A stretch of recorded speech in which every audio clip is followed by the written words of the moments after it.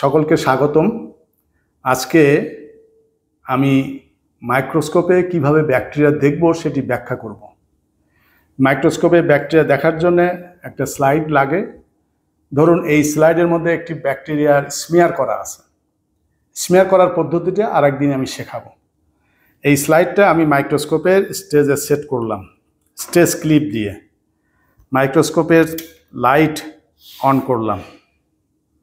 Microscope is ready for observation. কিন্তু আমি যেটি করব, এখানে যে তিনটি অবজেক্টিভ আছে তার সর্বনিম্ন অবজেক্টিভটা হলো 10x। 10xে আগে দেখব। সেটি দেখার জন্যে এই কোর্স অ্যাডজাস্টমেন্ট নব দিয়ে স্টেজটা একেবারে নিচে নামিয়ে নিব এবং এটি এইভাবে আস্তে আস্তে ম্যাক্সিমাম উপরে উঠাবো। এর উপরে আসে উঠবে না, সেট করা আছে। ঠিক এই অবস্থায় আমি মাইক্রোস্কোপে চোখ রেখে কোর্স অ্যাডজাস্টমেন্ট নব, এই বড় নবটাতে আস্তে আস্তে ডাউন করব। একটা পর্যায়ে ব্যাকটেরিয়াগুলো ভিজিবল হবে। হ্যাঁ, রাইট, ভিজিবল হয়েছে। তখন আমি এই কোর্স অ্যাডজাস্টমেন্টের নব থেকে হাতটা ফাইন অ্যাডজাস্টমেন্ট নবে নিয়ে গেলাম।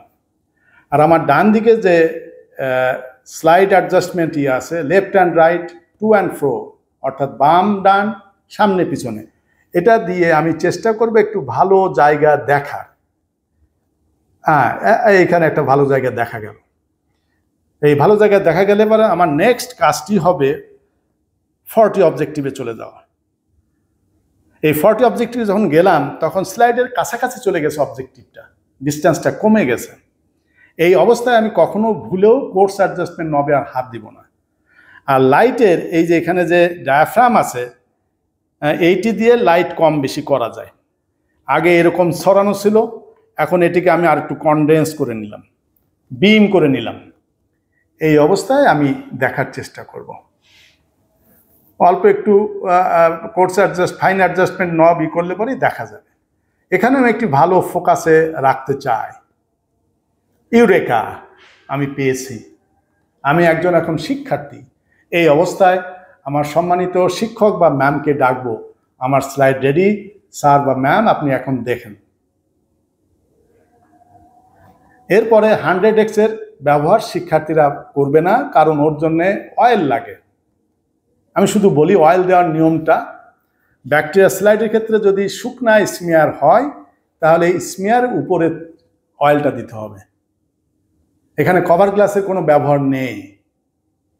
ওকে, সেটা যদি দেই তাহলে অয়েল এখানে এক ড্রপ দিয়ে 100x দিয়ে তখন এটা দেখবো। এবং এখানেও কোর্স অ্যাডজাস্টমেন্ট নবে হাত দিব না, শুধু ফাইন অ্যাডজাস্টমেন্ট নবে হাত দিয়ে সেট করব। তখন খুব সুন্দর দেখা যাবে, খুব ভালো লাগবে, তখন বড় বড় ব্যাকটেরিয়া দেখা যাবে। এখন এটিকে আমি কিভাবে ব্যাখ্যা করব সেটা যদি বোঝানোর চেষ্টা করি, মাইক্রোস্কোপের রেজুলেশন পাওয়ারটা ইম্পর্ট্যান্ট। রেজুলেশন পাওয়ারটা মানে বিশ্লেষণ ক্ষমতা। এটা আমি বোঝাই এভাবে যে সংসদ ভবনের সামনে একটি বড় রাস্তা আছে। রাতের অন্ধকারে আমি আসাদ গেটের দিকে আছি, আর ফার্ম গেটের থেকে একটি গাড়ি আসতেছে। গাড়িটি একটা হেডলাইট চালিয়ে আসতেছে না দুটো হেডলাইট জ্বালিয়ে আসতেছে, আমি অত দূর থেকে বুঝতে পারবো না। যতক্ষণ না পর্যন্ত আমার চোখের দৃষ্টিসীমার কাছাকাছি আসবে, যখন আমার দুটো চোখ রিজলভ করতে পারবে, তখনই আমি দেখব যে গাড়িতে একটা হেডলাইট ছিল না দুটো হেডলাইট ছিল। রেজুলেশন পাওয়ারটা ঠিক এইরকম। দুটো ব্যাকটেরিয়াকে পাশাপাশি রেখে খুব সুন্দরভাবে দেখতে হলে পরে ভালো কোয়ালিটি রেজুলেশন পাওয়ারওয়ালা মাইক্রোস্কোপ দরকার। তাহলে লাইট অ্যান্ড লেন্সের জন্যে ভালো লাইট অ্যাডজাস্ট করা, ভালো কোয়ালিটির লেন্স যার রেজুলেশন পাওয়ারটা ভালো, সেরকম মাইক্রোস্কোপ হলে পরে ভালোভাবে দেখা যাবে। এখন আমি যদি বোর্ডে আঁকি, কিভাবে আঁকবো? সাধারণত ব্যাকটেরিয়া যদি আমরা দেখি, এরকম একটা বৃত্ত আঁকি। এটা 10x-এ কেমন দেখা যাবে? 10x-এ একটা ডট ডট ডট এরকম দেখা যাবে। এর কোনো শেপ বা মরফোলজি বোঝা যাবে না। আমি এটা যখন এই অবস্থায় পেলাম তখন 40x-এ চলে যাব। 40x-এ হলো কি, এই পুরা জায়গাটা বড় হলো না, এই জায়গাটুকু বড় হবে। তখন এই ব্যাকটেরিয়াগুলা তার শেপটা বোঝা যাবে। আমি যখন আঁকি, রড যখন আঁকি, দুটো প্যারালাল লাইন টেনে তার টিপটা বন্ধ করে দিই, তাহলে সুন্দর ব্যাকটেরিয়ার ছবি হবে।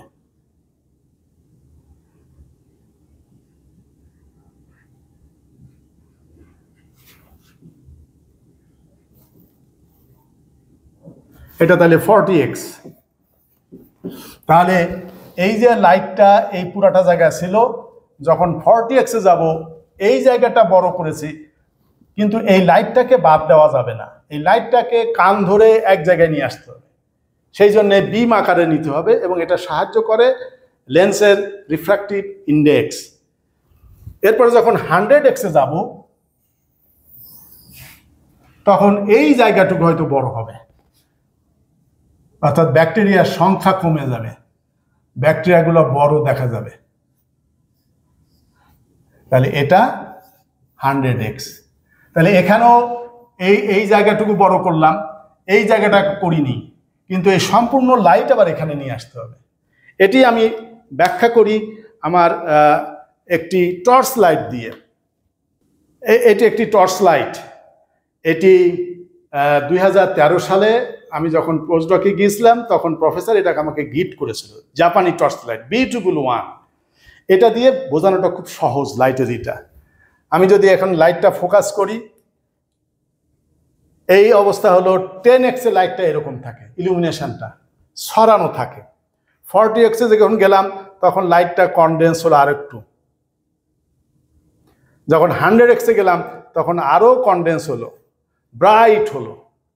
তাহলে এইভাবে লাইট বিম আকারে ম্যাক্সিমাম লাইট অবজেক্টে পৌঁছানো। আগে একদিন বলেছিলাম না যে মাইক্রোস্কোপি মানে double L, light and lens. আশা করি ব্যাকটেরিয়া কিভাবে স্লাইড তৈরি করব, কিভাবে অবজার্ভ করব, কিভাবে সম্মানিত শিক্ষকদেরকে দেখাবো, একটু খুব সংক্ষেপে উপস্থাপন করলাম। আশা করি ভালো লাগবে। আমার সাথে সবসময় থাকেন, এজন্য ধন্যবাদ। ভবিষ্যতে থাকবেন সেই অনুরোধ রইল। সকলের প্রতি অনেক অনেক শুভকামনা রইল। ধন্যবাদ।